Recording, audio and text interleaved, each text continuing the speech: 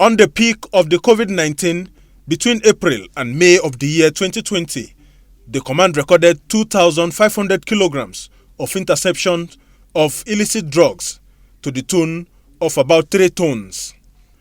The Abaji-Gwagwalada corridor of the Abuja-Lokoja Highway provided a huge chunk of the arrest made by the agency.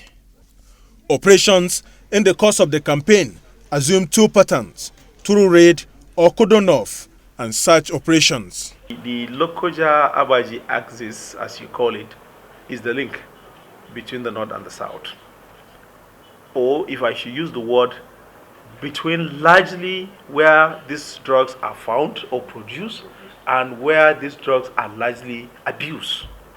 So it's not unexpected that you have such seizure along the corridor of Lokoja-Abaji. It's almost the same thing that you are having in the corridors between Jeba and Mokwa.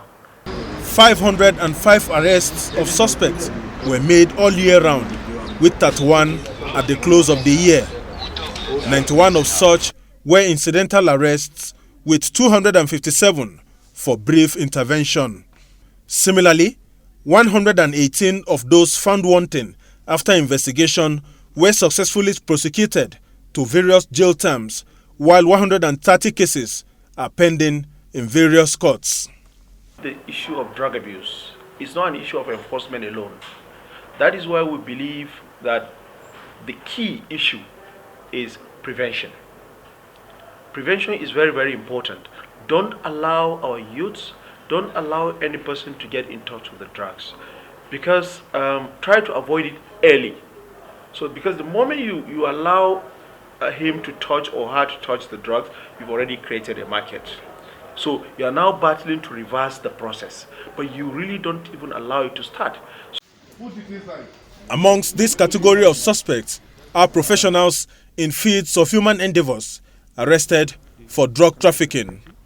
Of particular reference were the stories of Obianuju Ekejoba, a legal practitioner, and a medical doctor who were apprehended.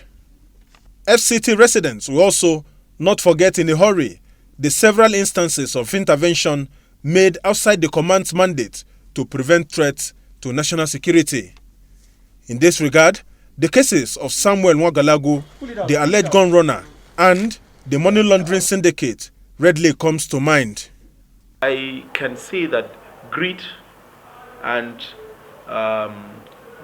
non-respect to societal value and the urge for get-rich syndrome, I think these are some of the key issues, but in some cases we cannot rule out ignorance. The command says the agency has identified advocacy and enlightenment going forward in the fight against drug peddling and abuse, with efforts on to strengthen capacity for rehabilitation. Ilyasu Noto Yakubu, NTA News.